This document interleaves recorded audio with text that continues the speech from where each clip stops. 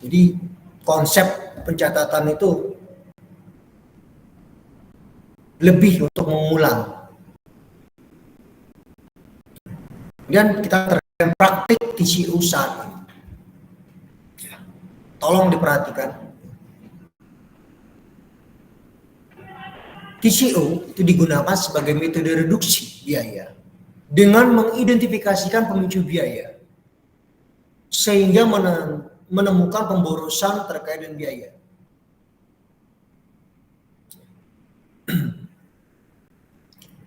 TCO dalam konteks saat ini pengertiannya adalah pendekatan sistem yang komprehensif untuk menganalisis pembelian, proses, dan keputusan rantai pasokan. Ada namanya praktik outsourcing ya. Ini praktik outsourcing adalah memindahkan fungsi atau aktivitas keluar dari suatu organisasi. Hal ini sudah berkembang di seluruh dunia. Alasan utama outsourcing adalah pengurangan biaya, sehingga analisis biaya yang akurat diperlukan untuk menghasilkan keputusan yang benar. Yang sesuai dengan standar, sesuai dengan aturannya. Hal ini merupakan keputusan penting bagi organisasi, baik dari perspektif strategis maupun ekonomi. Analisis TCO itu menyediakan metodologi untuk mengukur keputusan dalam membuat atau membeli dengan cara terbaik atau tepat. Jika diterapkan dengan benar, perusahaan akan mendapatkan gambaran lengkap tentang biaya yang terkait dengan alternatif membuat dan membeli.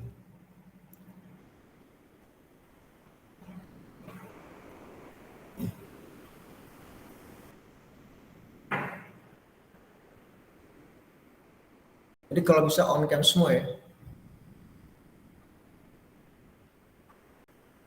Mungkin Isa atau beberapa mahasiswa tahu saya menggunakan dua layar ya, ketika mengajar. Satu slide kelas ya, di sebelah kanan saya dan wajah kalian semua depan saya.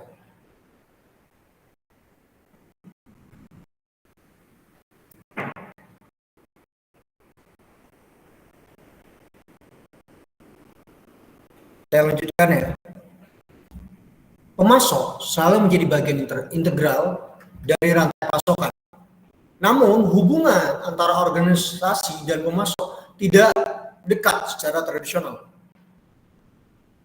Dalam lingkungan dan komprehensif saat ini, organisasi telah membentuk departemen khusus yang berfokus pada supplier relationship management atau tata kelola hubungan dengan supplier pemasok. Sedangkan pada sistem just in time, mungkin kalian sudah paham ya pengertian tentang just in time, dimana perkuliahan sebelumnya sudah saya jelaskan. Pada sistem just in time itu, pemasok diharuskan dapat memproduksi dalam kuantitas dan kualitas yang tepat pada waktu yang tepat dan pada tempat yang tepat pula. Dengan demikian, kinerja dari pemasok menjadi indikator utama atau indikator kunci bagi pertumbuhan suatu organisasi usaha. Total cost of ownership atau TCO memberikan pendekatan komprehensif ya, untuk mengevaluasi pemasok dan kemampuan untuk fokus pada biaya yang penting dalam meningkatkan kinerja pemasok. TCO untuk melangkah lebih jauh untuk digunakan untuk pemilihan pemasok dan evaluasi pemasok. Seperti yang saya sampaikan sebelumnya, ini terkait dengan tata kelola rantai pasok.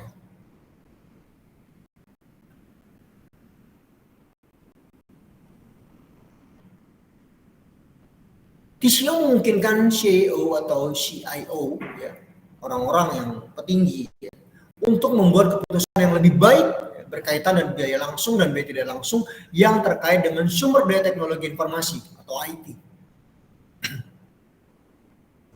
Secara khusus, TCO itu mengarah pada pengurangan biaya yang berkelanjutan, memfasilitasi pengambilan keputusan mengenai prioritas, portofolio, dan keputusan investasi, menanamkan melalui metode dan penyelarasan bisnis yang jelas yang tepat, transparan,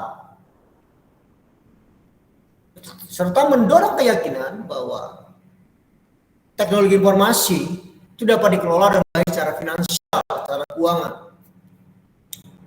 Bagaimana IT itu dalam konteks bisnis itu mampu dimanfaatkan sehingga dapat memperoleh nilai tambah secara finansial, secara keuangan. Ikut mendorong.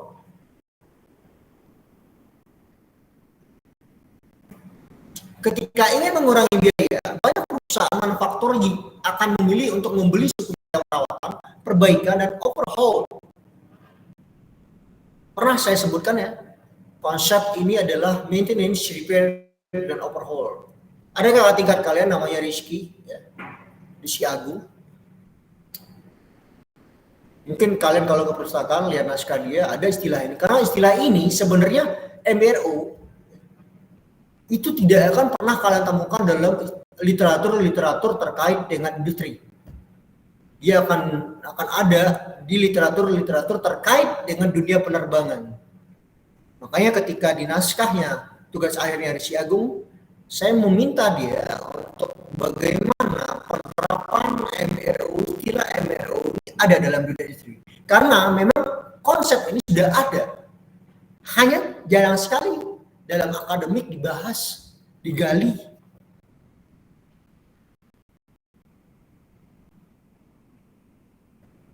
Nah, seperti misalnya bearing, motor, gearbox, dan transmisi daya hanya berdasarkan harga pembelian terendah.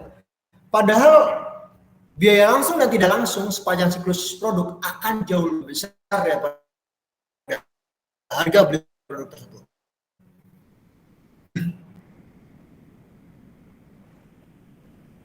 Konsep TCO ini sangat relevan ya dengan banyak siklus pengetahuan, itu baik ya, terkait dengan transportation management, mungkin kalian akan di S2 atau S3 yang mungkin ke sana ya. Warehouse terkait dengan pergudangan. Itu kalau pengetahuan terkait pergudangan itu bisa 2 atau 3 3 kelas ya. Jadi warehouse 1, warehouse 2, warehouse 3. Dia akan membahas ya beberapa hal terkait dengan praktek TCO ini. Walaupun mungkin pada saat ini pengetahuan sudah sangat-sangat berkembang, konsep ini sudah banyak diterapkan. Namun setidaknya ini akan sangat relevan dengan beberapa ilmuwan lainnya. Konsep biaya total cost of ownership ini terlibat dalam rantai pasok, terlibat dalam penyimpanan, terlibat dalam distribusi. Konsep TCO juga merambah ya, ke konsumen akhir. Saat ini banyak pelanggan sebelum membeli mobil itu mempertimbangkan biaya pemeliharaan, perbaikan, asuransi, bahan bakar, dan asuransi kredit selama. Itulah kenapa saya sampai saat ini pun tidak pernah ada kendaraan, karena saya memperhitungkan bagaimana meliharanya, perbaikannya, asuransi, bahan bakar, dan asuransi kredit ketika memiliki suatu kendaraan. Karena ketika tidak ada kendaraan pun kesibukan mungkin ya. Orang-orang ya, terlibat dengan kegiatan-kegiatannya sehari-hari. Jadi ada pertimbangan khusus, jadi bukan hanya membeli, tapi mempertimbangkan bagaimana merawatnya, bagaimana memperbaikinya, bagaimana meningkatkan kinerjanya.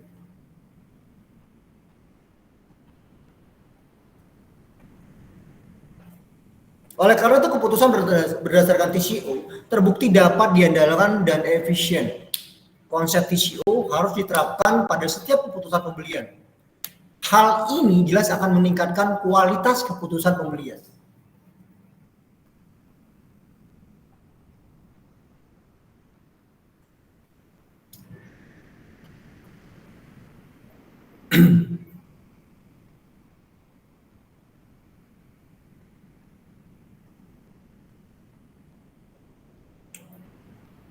Ini masih ada yang enggak ini ya.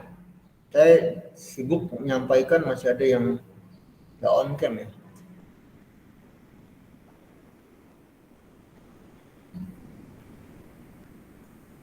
Tapi ini di record ya. Saya akan mencatat siapa aja yang nggak on cam.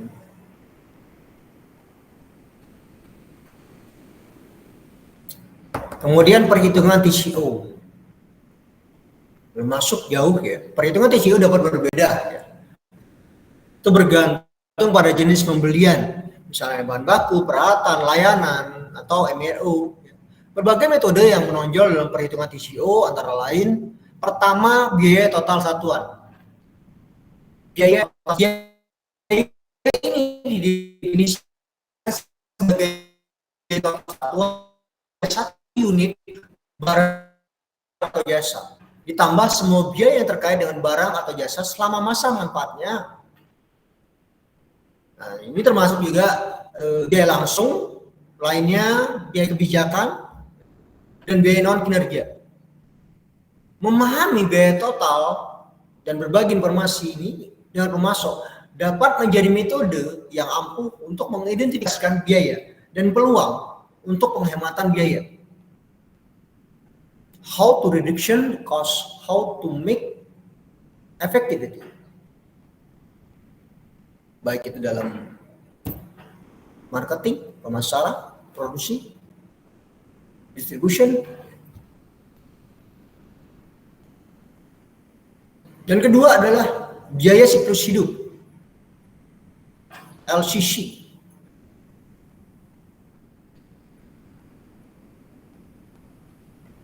Biaya siklus hidup, life cycle cost.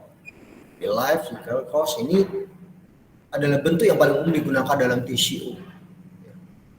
Ini diidentifikasikan sebagai metode analisis biaya yang menggabungkan harga pembelian dengan semua biaya operasi selama masa pakai item, termasuk kerusakan, pemeliharaan, biaya energi, dan nilai sisa. Hal ini biasanya diterapkan untuk akuisisi barang modal.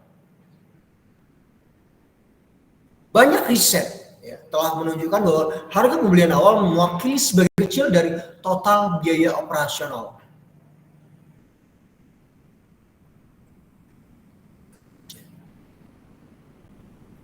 Kemudian item ketiga itu metode ketiga terkait dengan landed cost. Biaya ini adalah akumulasi total biaya untuk barang impor, termasuk harga pembelian ditambah ongkos angkut, biaya penanganan, biaya cukai, dan penyimpanan di lokasi yang ditentukan. Jadi termasuk harga pembelian ditambah dengan ongkos angkut, biaya penanganan, biaya cukai, dan penyimpanan di lokasi yang ditentukan.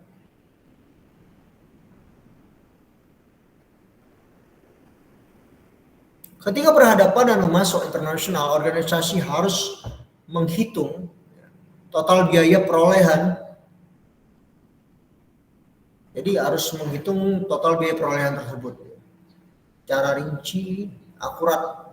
Sejumlah faktor yang tidak dipertimbangkan dalam pembelian domestik harus diperhitungkan, seperti biaya penanganan di pelabuhan, asal, biaya transportasi, biaya impor, biaya pengiriman laut dan asuransi laut, biaya cukai dan pajak, serta biaya pengabaian.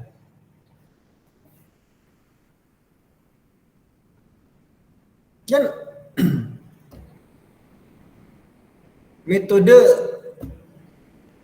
keempat yang nonjol ya dalam menghitung TCO itu adalah total biaya kinerja untuk layanan.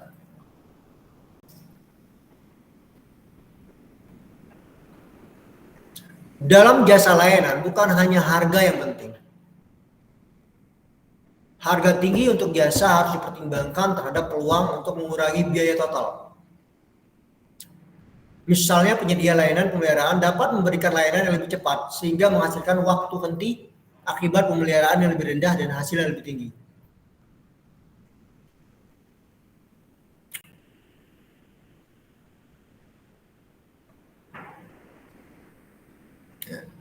Ini 4 metode yang menonjol dalam menghitung TCO.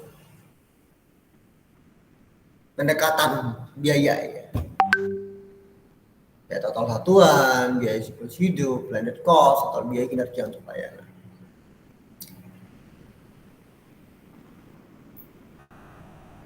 Nah, ini terkait dengan manfaat TCO.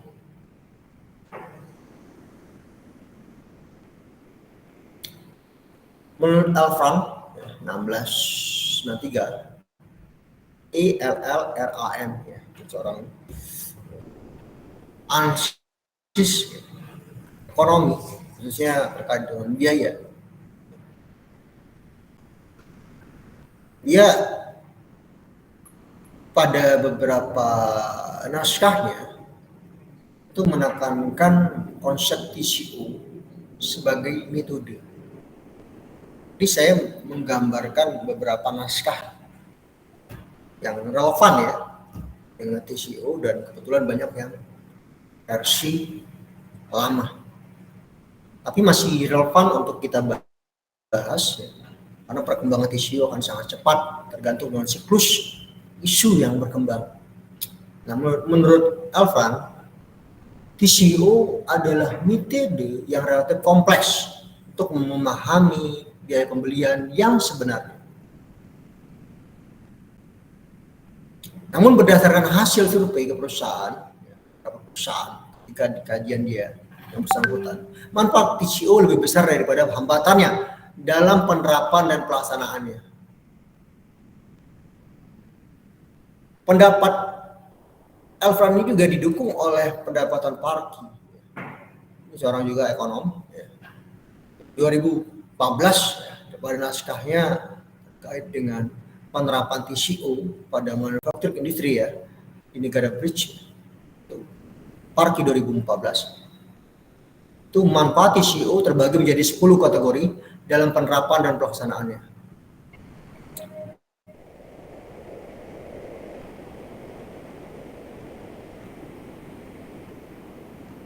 Ini saya mencoba mengingat apa yang saya baca ya.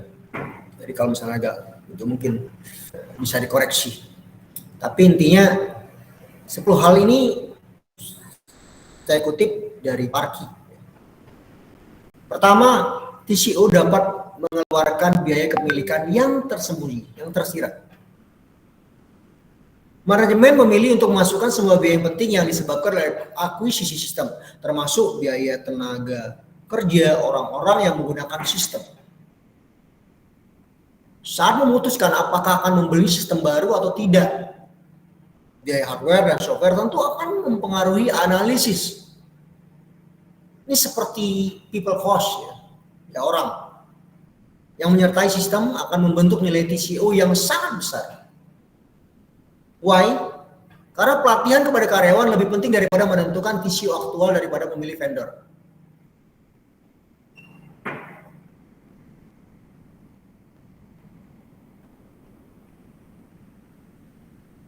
Kita bisa memiliki banyak alat teknologi yang canggih, tapi manusia juga harus dibentuk agar mampu untuk beradaptasi dengan teknologi tersebut, menggunakan teknologi tersebut. Dan cost untuk mampu itu ya tentunya dengan pelatihan. Jadi beberapa cost yang mungkin harus dipertimbangkan ya. Di mana biaya kepemilikan yang tersembunyi akan tereksplor dalam konteks pendekatan TCO. Jadi TCO dapat mengeluarkan biaya kepemilikan yang tersembunyi. Kedua, TCO menyediakan alat evaluasi pemasok. Jadi alat evaluasi pemasok yang konsisten ya, dapat menghasilkan nilai perbandingan kinerja di antara pemasok dan dari waktu ke waktu, sehingga membantu menentukan target dan mengevaluasi kinerja pemasok.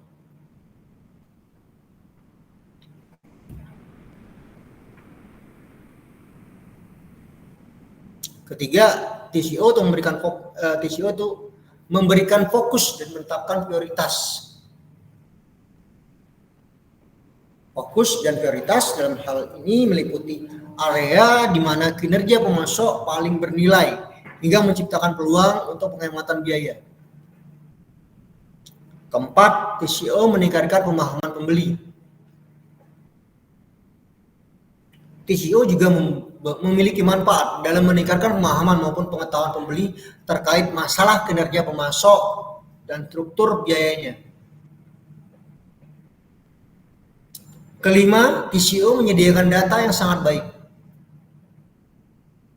TCO itu bermanfaat dalam menyediakan data untuk negosiasi, serta memberikan kesempatan untuk membenarkan harga awal yang lebih tinggi berdasarkan kualitas yang lebih baik maupun biaya total yang lebih rendah dalam jangka panjang. Lalu keenam, ya, ini TCO memberikan orientasi pembelian jangka panjang. Pada konteks ini TCO dapat dipilih sebagai alternatif dalam memberikan orientasi pembelian jangka panjang daripada hanya sekedar harga. Dan ketujuh, TCO menyoroti aspek biaya sebelum menjadi masalah. Jadi TCO menyoroti aspek biaya sebelum menjadi masalah isu. Khususnya dalam bidang IT ya, biaya perubahan yang tidak direncanakan dan baik dapat mengakibatkan over budgeting terkait biaya upgrading, penambahan kapasitas, kontrol, dan kemudian penambahan user, migrasi ke platform yang berbeda, dan sebagainya, etc. Identifikasi change cost, biaya-biaya pengganti, sebagai hal yang berbeda dan tidak menjadikannya bagian dari biaya akuisisi dan operasi, memberikan kontrol yang lebih baik atas perencanaan dan anggaran. Ini terkait dengan poin ke-7. Kemudian saya pisahkan ini karena ada beberapa detail di poin ke-8. Ke-8 ya, penggunaan model umum untuk pemilihan dan evaluasi pemasok. Yang mana ini memiliki manfaat antara lain. Pertama, keterkaitan memberikan fokus dan pesan yang konsisten tentang apa yang penting bagi pemasok dan pemakai internal. Konsistensi informasi ya, tentang poin-poin ataupun hal-hal yang menjadi faktor kunci bagi pemasok dan pemakai internal atau orang-orang internal dalam perusahaan.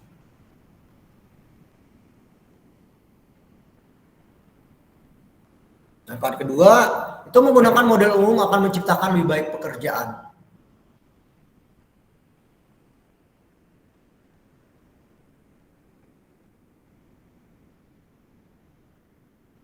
Kenapa? Karena pekerjaan akan semakin sedikit, ya. Kebingungan atau ambigu akan semakin sedikit, dan pelatihan daripada model yang berbeda. Jadi menggunakan model umum itu akan menciptakan lebih sedikit pekerjaan, akan lebih sedikit kebingungan atau kesulitan dalam implementasi pekerjaan ataupun implementasi keputusan, dan juga pelatihan daripada model yang berbeda. Jadi lebih sedikit pelatihan ya daripada model yang berbeda. Jadi lebih sedikit pekerjaan, lebih sedikit kesulitan, kebingungan, dan lebih sedikit pelatihan daripada model-model lain yang berbeda.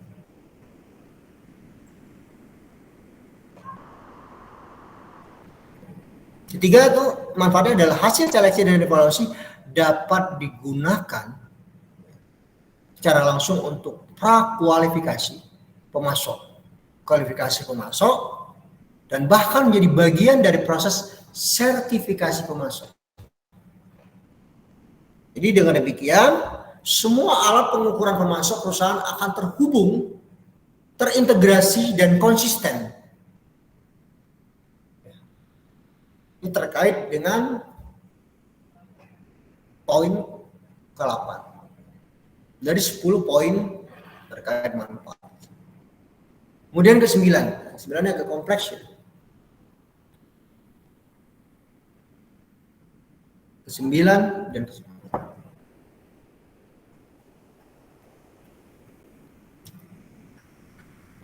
Ini TCO itu memberikan gambaran perspektif pemasok. Ini saya akan coba menggambarkannya lebih luas ya. Karena konteksnya ke-9 ini lebih kongruen.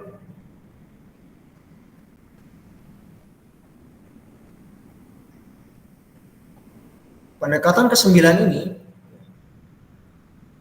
lebih kompleks ya, karena bicara terkait dengan perspektif pemasok, TCO ini mendukung pemilihan pemasok melalui request for proposal, qualification atau bid, sehingga dapat membantu pembeli mengambil keputusan yang tidak bias, sehingga dapat menjadi dasar dalam membuat pengambilan keputusan yang lebih tepat.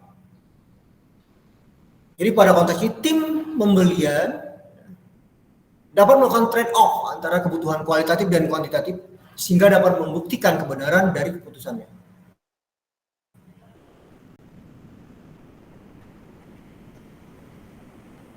Tim pembelian tidak dapat melakukan negosiasi dan menetapkan target harga untuk pemasok tanpa bantuan TCO. Tolong diperhatikan, dicatat ya, kalau bisa direkam. Kecuali kemampuan kalian dalam memahami sesuatu secara oral itu baik sekali.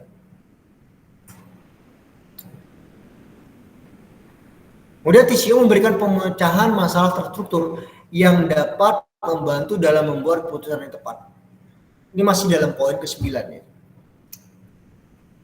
Penghargaan terhadap kinerja pemasok terbaik berbasis TCO dapat diberikan oleh perusahaan. Pada konteks ini, TCO dapat mendorong peningkatan kinerja pemasok, mengidentifikasi prioritas dan membantu dalam mengimplementasikan dengan cepat.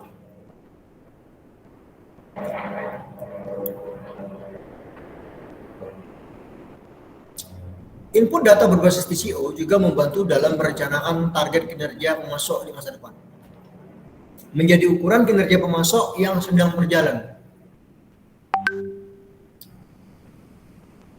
Perencana pasokan dan permintaan dapat memperkirakan kinerja item baru itu berdasarkan data historis yang menjadi input TCO.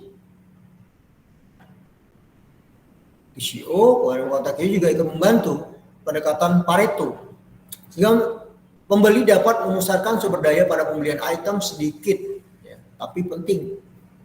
Jadi pembelian item sedikit tapi penting. TCO membantu membandingkan kinerja pemasok benchmark terhadap pihak lain dan diri sendiri dari waktu ke waktu. TCO itu mendukung upaya aliansi strategis antara pemasok utama sehingga memungkinkan peningkatan hubungan jangka panjang.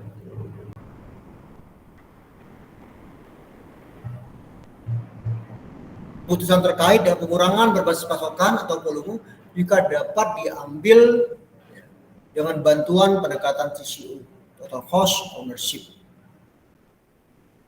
TCO berfungsi sebagai sarana komunikasi ya, antara pemasok dan pembeli, atau pemasok dan perusahaan, pemasok dan produsen. TCO melibatkan berbagai fungsi atau departemen lain seperti desain, produksi, keuangan, layanan pelanggan, dan kontrol kualitas dalam keputusan pembelian, sehingga membantu dalam mengembangkan pendekatan sistem terhadap pengambilan keputusan. TCO itu menyediakan data yang sangat baik untuk analisis tren biaya, memberikan kesadaran akan faktor non-harga paling signifikan yang berkontribusi terhadap TCO. TCO itu memiliki orientasi jangka panjang dengan berfokus pada gambaran besar dari suatu situasi.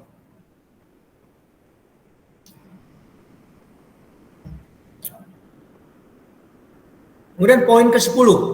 Ya, tadi kita bahas poin ke-9, sekarang poin ke-10. Mendukung peningkatan berkelanjutan.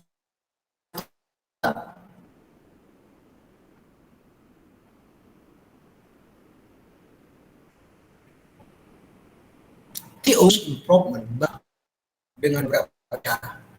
Antara lain, pertama, mengidentifikasi di mana pemasok harus memfokuskan upaya peningkatan yang mendorong pemasok untuk bekerja terkait sesuatu dengan benar, atau ada prinsip kehati-hatian yang diterapkan pemasok agar sesuai dengan standar, sesuai dengan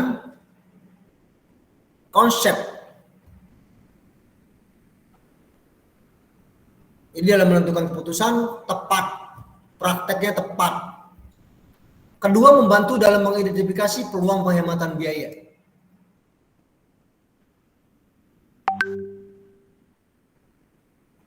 Ketiga, itu memaksa perusahaan untuk melihat permasalahan internal. Bagaimana kebutuhan perusahaan sebenarnya dapat meningkatkan biaya. Kemudian keempat, itu mendorong profesionalisme pada personel pembelian dengan memperluas perspektif, pola pikir, pengetahuan urusan mereka. Lain itu memberikan manfaat utama, beberapa manfaat utama lainnya, seperti menjadi alat evaluasi pemasok yang konsisten, memberikan nilai kinerja di antara pemasok dari waktu ke waktu, membantu memperjelas dan menentukan target kinerja pemasok baik untuk perusahaan maupun untuk pemasok itu sendiri.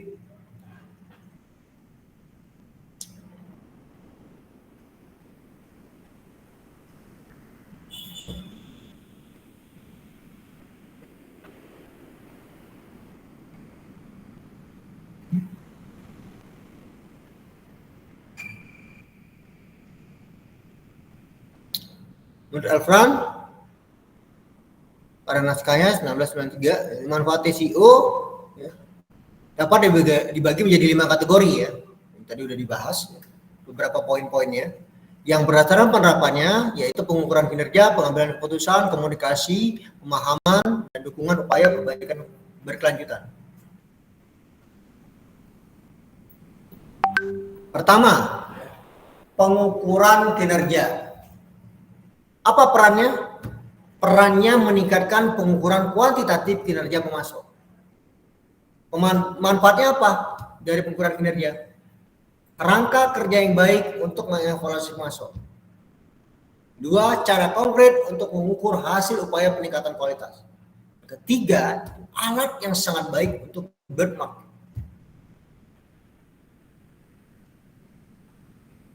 Lalu pengambilan keputusan. Apa perannya? Memberikan dasar keputusan pemilihan pemasok karena menyediakan biaya lengkap. Menyediakan data biaya lengkap ya, yang akurat detail. Jadi memberikan dasar keputusan pemilihan pemasok karena menyediakan data biaya lengkap. Itu perannya. Manfaatnya apa saja? Pertama itu mempush ya, memaksa bagian pembelian untuk mengukur trade off. Manfaat kedua, dasar yang baik untuk membuat keputusan pemilihan pemasok. Ketiga, yang jelas ya, pengambilan keputusan yang tepat dalam suatu kebijakan ya, terkait dengan hal-hal yang berhubungan sama total cost. Lalu menciptakan lingkungan pemecahan masalah yang terstruktur.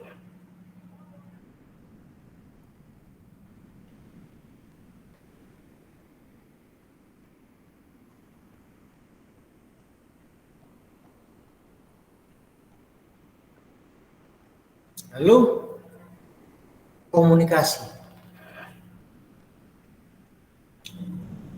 Perannya itu meningkatkan komunikasi antara internal dan eksternal untuk fungsi pembelian. Itu peran TCO dalam konteks komunikasi. Manfaatnya itu pertama sebagai sarana komunikasi yang sangat baik ya antara perusahaan dan pemasoknya. Dan manfaat kedua itu cara untuk melibatkan fungsi lain dalam keputusan pembelian.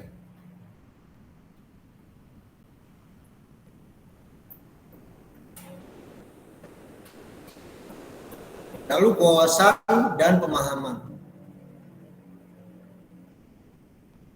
Perannya memberikan data untuk negosiasi dan membantu memfokuskan upaya dalam penetapan harga. Manfaatnya pertama itu menyediakan data untuk analisis tren biaya. Ya. Pertama untuk menyediakan data untuk analisis tren biaya. Kedua menyediakan data untuk membandingkan sebagai alat pembandingan antar pemasok. Jadi menyediakan data untuk membandingkan pemasok. Ketiga itu menyediakan data yang baik untuk negosiasi. Keempat, menyediakan data yang penting untuk penetapan harga. Kelima, menumbuhkan kesadaran akan faktor non harga paling signifikan yang berkontribusi terhadap TCO. Sekali lagi saya ulang, menumbuhkan kesadaran akan faktor non harga paling signifikan yang berkontribusi terhadap TCO. Kemudian manfaat terakhir terkait dengan TCO dalam konteks komponen wawasan dan pemahaman adalah memberikan orientasi jangka panjang yang berfokus pada gambar besar suatu sistem kerja yang terintegrasi dalam suatu perusahaan. Bagaimana orang dengan alat, orang dengan mesin, orang dengan lingkungan, orang dengan energi, orang dan material. Nah, kita ini sering disebut sebagai teknik orang. Ya. Kalau ada teknik mesin, ada teknik informasi, ada teknik material, ada ilmiah, ada lingkungan, ada. Kita teknik industri adalah orangnya. Makanya lebih menekankan pada ergonomi, menekankan pada fungsi orangnya. Bagaimana orang memanage antara dirinya ataupun orang organisasinya dengan alat, dengan mesin, dengan teknologi, dengan material, ya, sehingga menjadi suatu sistem yang terintegrasi.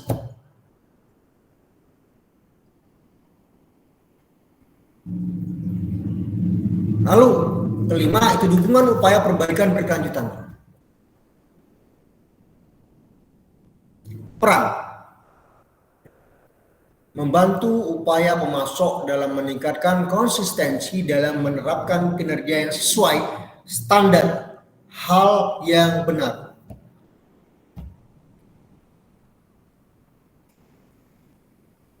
Manfaatnya itu membantu mengidentifikasi di mana pemasok harus memfokuskan upaya peningkatan kinerja pemasok dalam mengerjakan hal yang benar.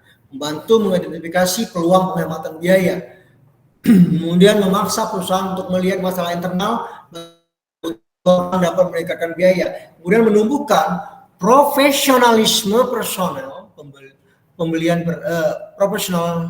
profesionalisme personel dalam konteks pembelian ya, dengan memperluas perspektif mereka. Nah, ini konteks 5 dasar ya, komponen 5 komponen yang kemudian saya bahas tentang peran dan manfaat.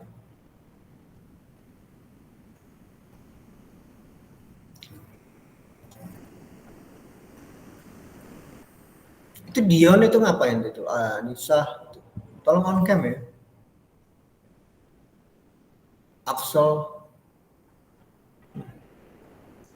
Agista.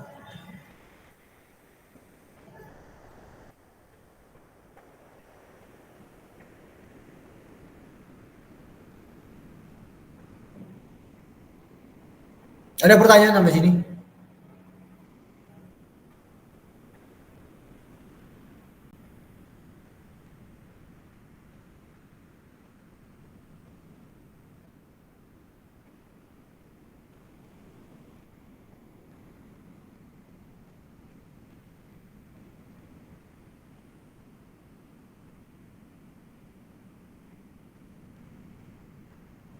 Jadi kalian bukan sekolahan lagi yang dari catar, kalian pemahamannya lebih banyak pada hal-hal yang luas, yang tanpa batas terhadap pengetahuan. Jadi harus cepat nangkep, bukan lebih banyak mencatat, tetapi lebih banyak memasukkan informasi pengetahuan itu di kepala.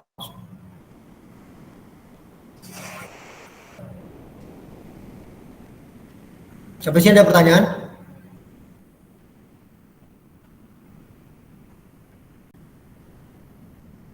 Ini terkait dengan hambatan TCO.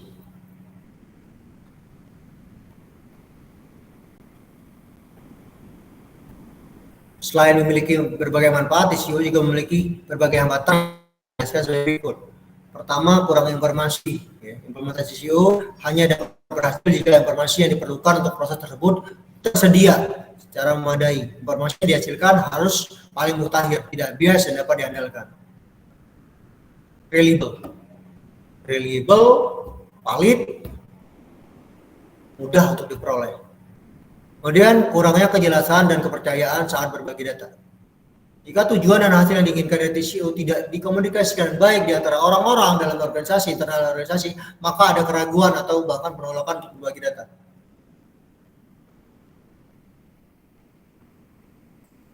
Kemudian tidak adanya dukungan manajemen puncak.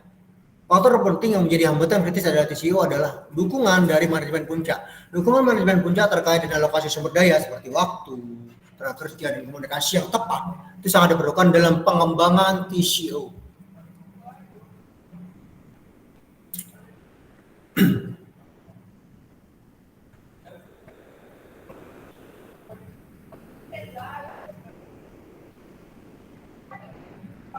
Ini komponen TCO.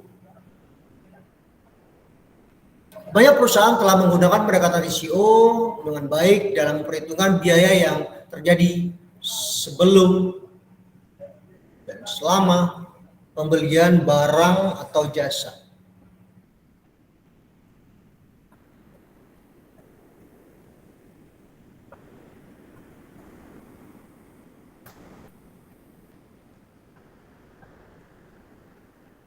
Itu Made Devin itu kok jidatnya aja kelihatan.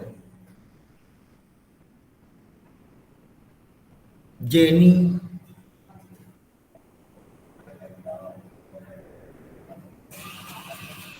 tolong on cam ya. Kalau kalian pengen dihargai, ya juga menghargai.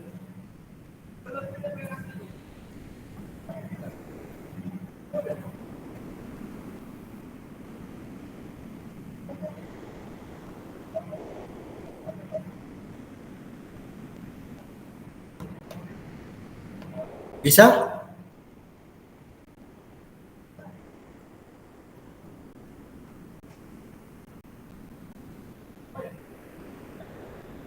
Jadi banyak perusahaan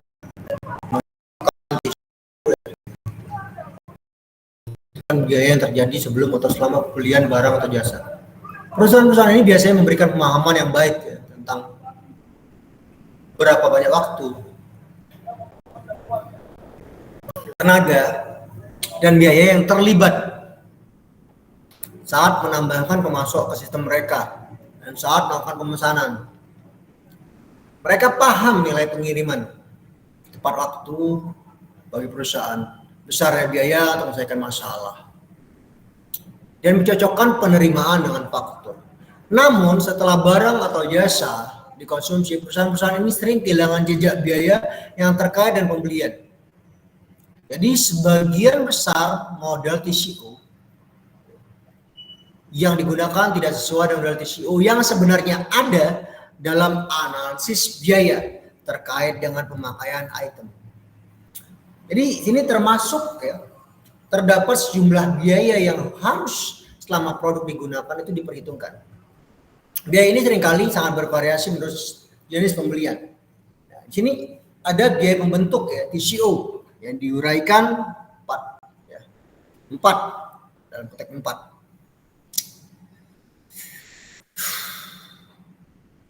Jadi seperti kalian lihat ya sini, saya tulis hanya 4 poin. Kamu akan saya jelaskan secara oral satu persatu. Material and part komponen. Jadi komponen, bagian, dan material. Jadi material dan part komponen ini ya.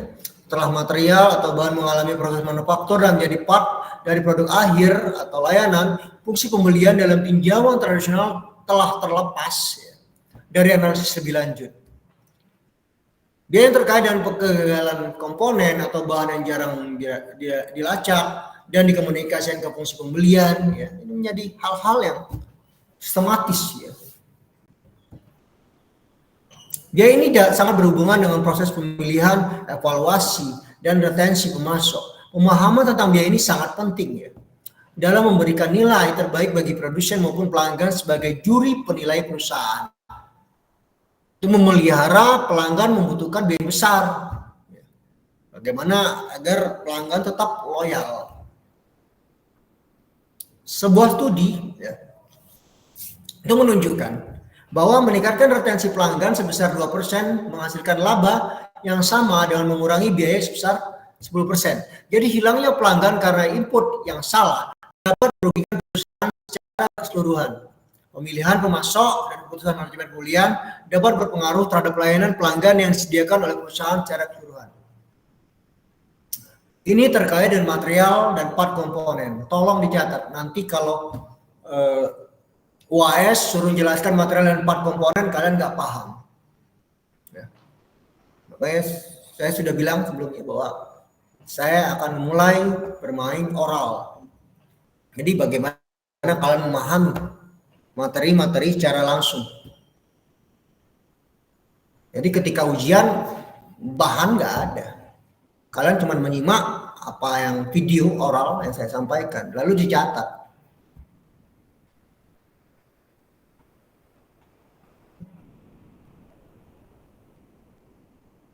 Kemudian barang modal. Pada kebanyakan kasus, harga barang modal hanya sebagian kecil dari biaya total selama siklus hidup penggunaannya. Peralatan produksi adalah salah satu contohnya ya.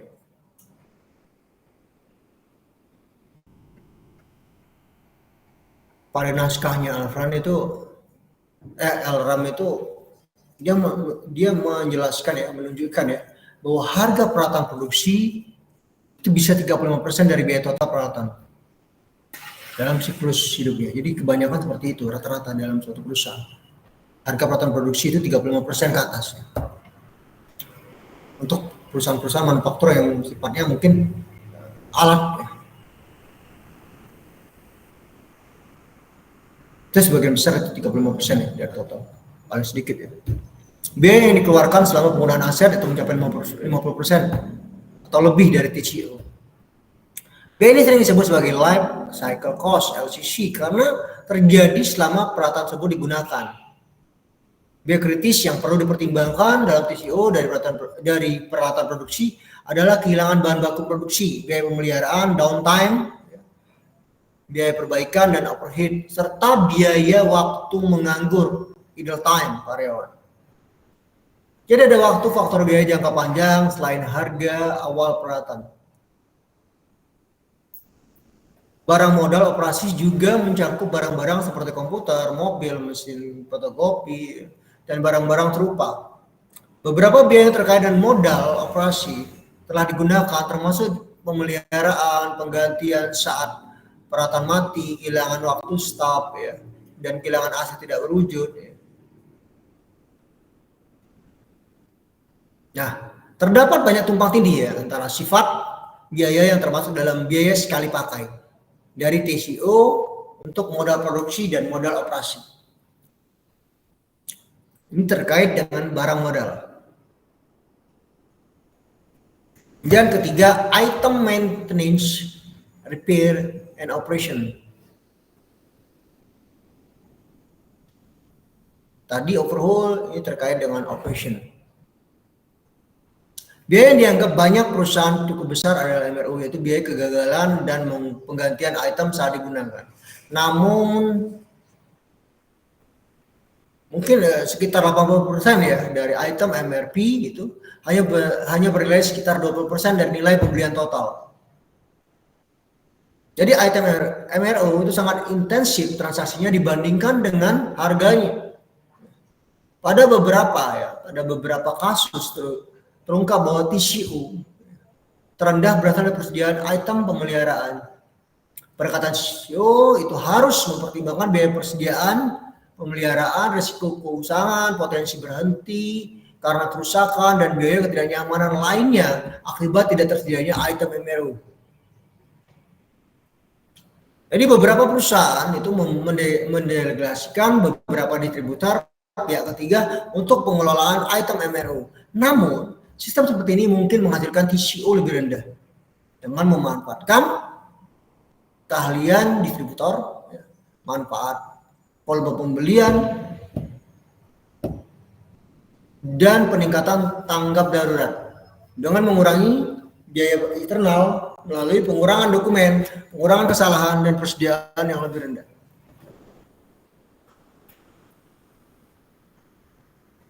Dan servis. Biasanya lebih sulit untuk menentukan biaya layanan yang dikeluarkan setelah pembelian karena sifatnya tidak terwujud, ya. Tidak berwujud maksudnya. Untangible. Beberapa permasalahan juga tidak terwujud. Misalnya, apakah layanan diberikan kepada pengguna menggunakan penggunaan yang mungkin memberikan tingkat kepuasan. Masalah yang lebih nyata dan harus menjadi bagian dari TCO dapat mencakup hal-hal seperti kebutuhan pengguna akan tindak lanjut atau pengerjaan ulang karena kinerja layanan yang tidak memuaskan, biaya perjanjian layanan, biaya layanan yang dilakukan di luar perjanjian layanan.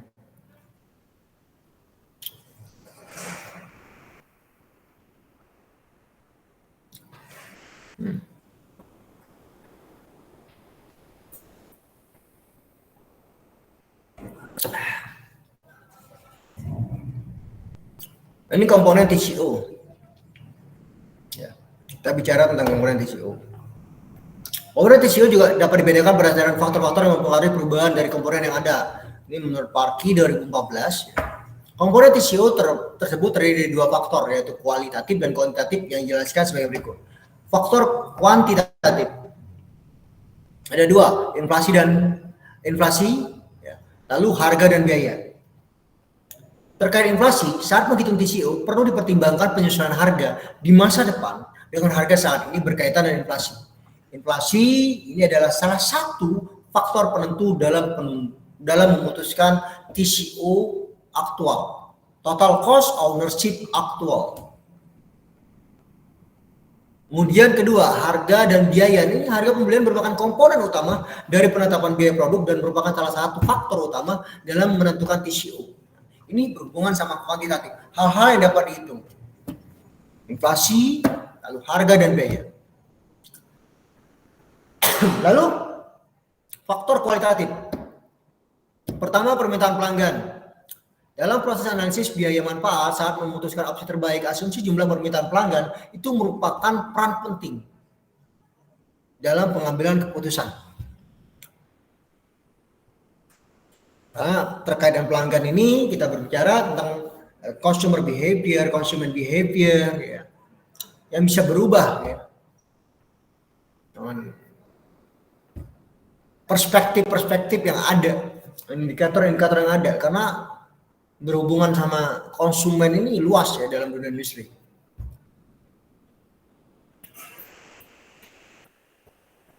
Kemudian teknologi. Faktor teknologi mainkan peran penting dalam menentukan TCO. Hal ini sangat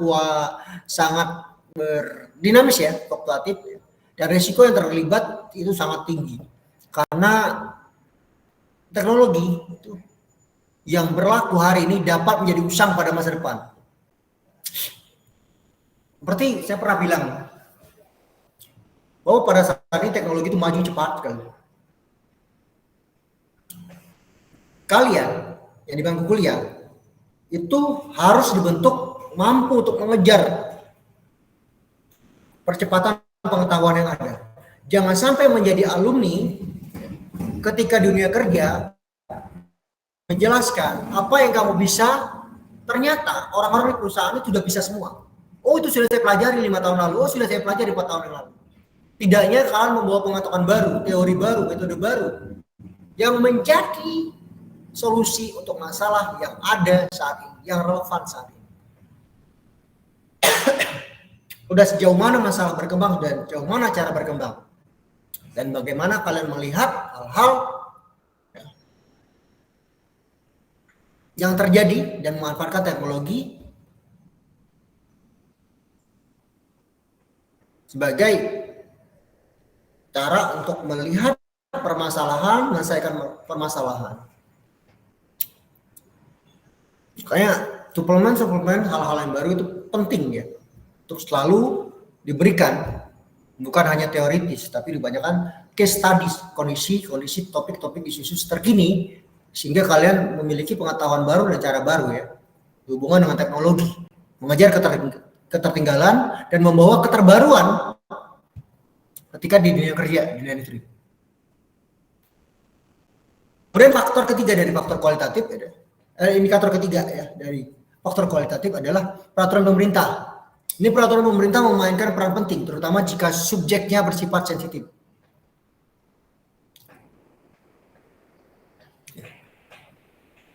Karena ini sangat dinamis ya, peraturan pemerintah ini. Bisa mengikat dan bisa menghambat maupun bisa memperlancar suatu bisnis ya. Kemudian dukungan dan partisipasi dari manajemen puncak.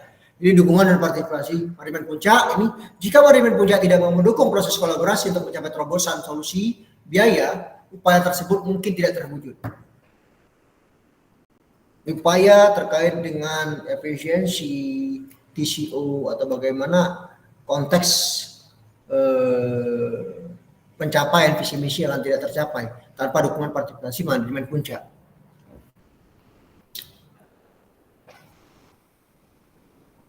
Kadang-kadang dukungan dan partisipasi manajemen puncak ini sering dianalogikan dengan istilah kalau dalam beberapa case ya penelitian itu disebut post-cyber organization support.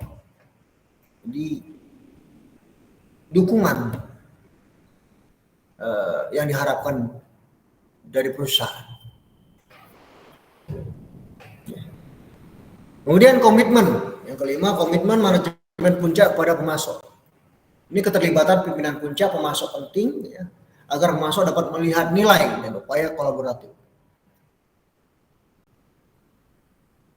Nah, kerangka kinerja TCO ini seperti tadi udah disampaikan ya, melampaui aktivitas pembelian dalam 6 kategori: kualitas, manajemen, pengiriman, layanan, komunikasi, dan harga.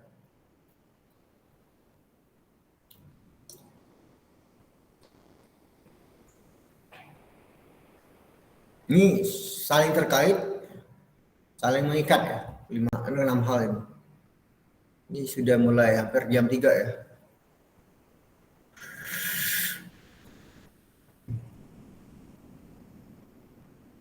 Ini kerangka kerja TCO. Ini menurut Lalonde dan Zindler itu 1676 ya. Cara lain untuk melihat TCO adalah berdasarkan urutan proses elemen biaya. Seperti pada gambar ini ya. Biaya pratransaksi. Biaya pratransaksi itu seperti yang ditunjukkan pada gambar, biaya pratransaksi adalah biaya yang terjadi sebelum menerima barang yang dibeli dan bahkan sebelum melakukan pemesanan. Biaya pratransaksi mencakup semua biaya yang dikeluarkan sejak manajemen perusahaan mulai memikirkan dan menyelidiki kemungkinan untuk membeli suatu barang hingga pemesanan. Beberapa biaya yang mungkin diabaikan contohnya adalah biaya untuk menyelidiki alternatif sumber, ya, proses sosialisasi dan kualifikasi kepada pemasok mengenai sistem dan target perusahaan agar proses adaptasi terhadap sistem, gaya, dan metode pengiriman sumber pasokan baru itu dapat lebih smooth. Pembelian ya, yang dilakukan oleh pembeli biasanya akan melakukan apa saja. Jadi pembelian yang dilakukan pembeli pada konteks ini pembeli akan melakukan apa saja untuk menurunkan harga. Namun mereka lupa betapa mahalnya menambahkan pemasok baru ke sistemnya. Ini terkait pembeli ya, menambah jumlah pembayaran cek, melakukan prakualifikasi pemasok dan lainnya. Jadi kadang-kadang pembeli tidak melihat hal-hal yang di belakang layar. Biaya ini yang tidak diperhitungkan dalam transaksi sehingga biaya tersebut sering diabaikan. Dari sisi tekanan dari pembeli menurunkan harga, kita sebagai penjual ataupun sebagai perusahaan ya, sebenarnya memberikan penurunan harga bisa saja pada titik ini kita harus memperhitungkan ada kos-kos yang mungkin terabaikan. Jadi kalau menurunkan harga harus mempertimbangkan banyak hal ya. Pemilihan pemasok dan penambahan pemasok baru itu dianggap bebas, padahal sebenarnya tidak demikian. dalam konteks biaya pratransaksi. Jadi perlu perhatian terkait dengan poin ini. Biaya transaksi, elemen biaya transaksi adalah item-item yang terkait dengan penempatan dan penerimaan pesanan. Dan termasuk harga item atau layanan itu sendiri. Termasuk dalamnya adalah biaya-biaya yang terkait dengan penempatan dan pemasukan pesanan ke dalam rantai pasok perusahaan. Nah, untuk proses nilai tambah berikutnya, ini sangat berkaitan dengan rantai, ya. Rantai pasok, ya, dalam iklim perusahaan dengan pemasok. Dengan demikian, biaya transaksi adalah biaya terkait dengan persiapan dan penempatan pesanan, ADI, fax, telepon, dan sebagainya. Menindaklanjuti pesanan, menerima, mencocokkan data penerimaan dengan faktur, dan membayar tagihan. Ini kompleksitasnya. Jadi komponen biaya transaksi cenderung lebih dikenal luas daripada biaya pratransaksi dan pasca transaksi karena merupakan biaya terjadi dalam waktu, ruang, dan hubungan terdekat dengan transaksi. Ya. Karena merupakan biaya yang terkait dalam waktu, ruang, dan hubungan terdekat dengan transaksi itu sendiri. Biaya yang terkadang diabaikan adalah persiapan pemesanan pembelian, audit, mencocokkan pesanan, penerimaan dan pembayaran faktur, dan koreksi dokumen yang salah. Kemudian biaya pratransaksi. Biaya transaksi adalah biaya yang terjadi setelah barang yang dibeli diterima oleh perusahaan, dimiliki oleh perusahaan, agennya atau pelanggannya. Terjadi biaya pratransaksi aktual segera setelah pesanan diterima, sampai ketika barang yang dibeli tersebut digunakan, dimodifikasi, diperbaiki, ataupun dibuang. Semakin jauh waktu terjadinya, semakin kecil kemungkinan bahwa biaya tersebut akan diakui secara eksplisit, ya, terkait dengan pembelian barang tertentu dari pemasok tertentu. Biaya dalam kategori ini adalah yang paling sering diabaikan oleh perusahaan. Biaya pasca transaksi yang sering diabaikan meliputi biaya perbaikan produk, biaya pemeliharaan rutin dan khusus, biaya kelangkaan dan atau kekosongan suku cadang, dan seterusnya. Biaya ini seringkali sulit dilacak dan mungkin dipisahkan dari pembelian. Untuk part, perusahaan seringkali mengaitkan biaya pasca transaksi dengan biaya yang terjadi setelah segera setelah transaksi. Ya. Biaya yang terjadi segera setelah transaksi. Biaya tersebut mungkin termasuk kegagalan part, ya, dalam pengujian barang jadi dan kegagalan yang terjadi setelah penjualan. Nah, untuk barang modal, maka biaya pasca transaksi seperti kerusakan, peralatan, perbaikan, dan pemeliharaan, ya. Namun jarang terjadi, ya, satu perusahaan, ya, yang tidak menggunakan pendekatan TCO akan meninjau kebutuhan akuisisi modal dari perspektif TCO. Jarang terjadi. Sebelum mendapatkan pendekatan TCO, sangat penting bagi perusahaan untuk memiliki pemahaman tentang TCO itu sendiri. Untuk mengidentifikasi biaya ini, perusahaan dapat menggunakan kerangka biaya transaksi yang baru saja dibahas, ya, untuk mengidentifikasi TCO untuk setiap kategori pembelian, baik komponen atau bahan, MRO, modal produksi, ya, modal dukungan, dan layanan. Item dalam setiap kategori mungkin berbeda karena berkaitan dengan elemen biaya yang relevan. Perusahaan itu dapat menggunakan format elemen biaya pembelian utama seperti yang ditunjukkan, ya, pada uraian sebelumnya. Itu menyangkut beberapa contoh jenis biaya yang dapat masuk dalam tiap kategori utama. Sementara bagian pembelian itu dapat mulai membuat bagan berdasarkan alur transaksi. Namun disarankan untuk mendapatkan masukan dari bagian lain, ya, secara langsung, ya, seperti akuisisi, teknik, kualitas, dan bagian fungsional lainnya. Ya. Ini untuk menerapkan TCO dalam pembelian barang dan jasa itu kadang memerlukan, ya, tenaga kerja yang memandu perusahaan untuk mempertimbangkan langkah-langkah penting dalam proses penerapan dari TCO. Nah, ini saya akan tunjukkan kerangka kerja yang bersifat generik yang dimanfaatkan dalam seluruh industri. Ini kerangka kerja TCO untuk menetapkan TCO dalam pembelian barang atau layanan. perlu memiliki kerangka kerja yang memandu perusahaan untuk mempertimbangkan langkah-langkah penting dalam proses penerapan TCO. Ini adalah kerangka kerja yang bersifat generik dan dapat dimanfaatkan di dunia industri. Pertama adalah identifikasi kebutuhan dan penggerak. Langkah pertama dalam implementasi TCO adalah mengidentifikasi kebutuhan pemasok dan faktor apa yang mendorong kebutuhan ini. Jadi semangat untuk bangun TCO harus didorong oleh tekanan eksternal atau kepentingan internal. Bisa jadi kebutuhan berasal dari biaya material yang berbeda, janji manajemen baru, tekanan persaingan, regulasi baru, kebutuhan pelanggan, dan benchmarking. Ini bervariasi ya dari satu perusahaan ke perusahaan lain. Kemudian langkah kedua, tentukan tujuan dan ruang lingkup. Langkah kedua adalah menentukan tujuan yang akan dicapai dan memenuhi kebutuhan yang diperoleh pada langkah pertama. Selain biaya dan kinerja yang mungkin diinginkan perusahaan adalah memperoleh kualitas terbaik dari pembelian untuk setiap kompetitif dan sadar lingkungan. Tujuan yang dipilih akan memberikan dasar kriteria dan klausa dalam pendekatan pembelian. Ini maaf kalau saya oralnya cepat ya, karena terbiasa untuk bicara cepat ya.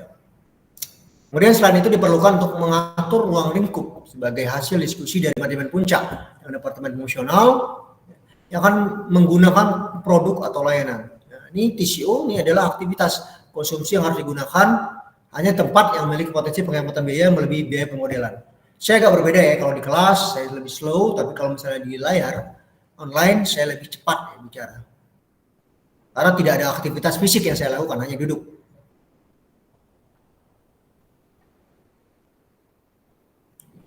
Kemudian langkah berikutnya, bentuklah tim TCO lintas fungsi. Ada banyak keuntungan menggunakan pendekatan tim dalam pengembangan permodalan TCO daripada departemen pengadaan bekerja sama dengan area fungsional lainnya. Ya. Tim dapat mengeksplorasi keahlian fungsional dan meningkatkan hasil. Tim harus memiliki ketua atau kepala yang dapat diandalkan dan bertanggung jawab atas semua kegiatan aktivitas dalam tim. Ya. Tim ini melibatkan perwakilan dari berbagai departemen fungsional seperti teknik, audit internal, kualitas, keuangan, pemasaran, dan lain-lain. Ya. Sebagai hasilnya, proyek dapat menerima visibilitas yang lebih besar dan mungkin mudah ya dapat diterima oleh semua orang. Kemudian pada langkah berikutnya adalah identifikasi dan fokus pada bagian yang relevan dan dikategorikan. Pada tahap ini pekerjaan yang sebenarnya dimulai. Tahap ini berisi berbagai sub kegiatan yang harus diselesaikan.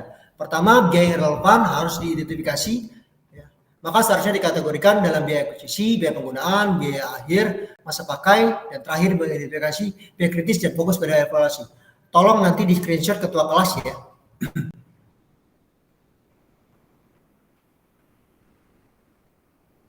Beberapa screenshot ya perkuliahan.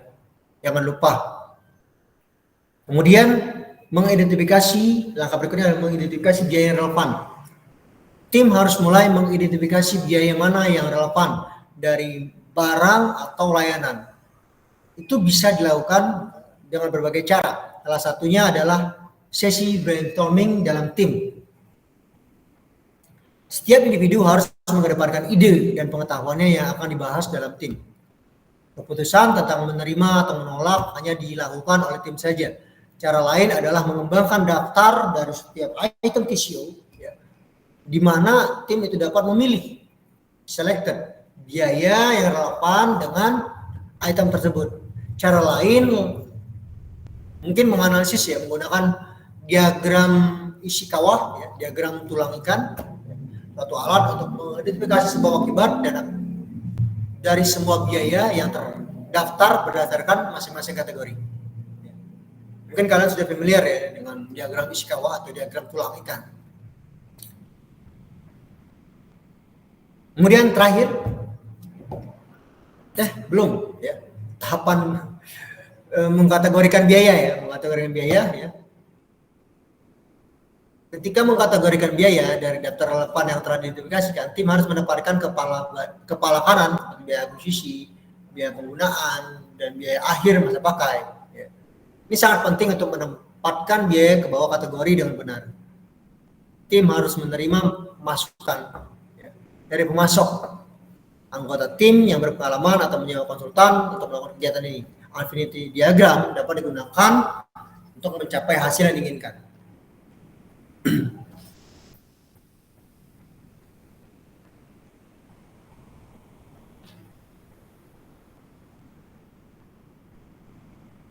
Kemudian mengkategorikan biaya. Ini kadang-kadang lebih fleksibel ya, dalam konteks lebih kita harus menempatkan pos-pos biaya dengan tepat ya.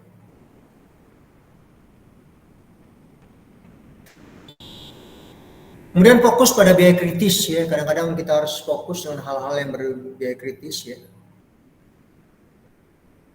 Tim harus mempersempit biaya tersebut dengan bantuan kinerja penyaringan. Tim mungkin dapat menggunakan pendekatan Pareto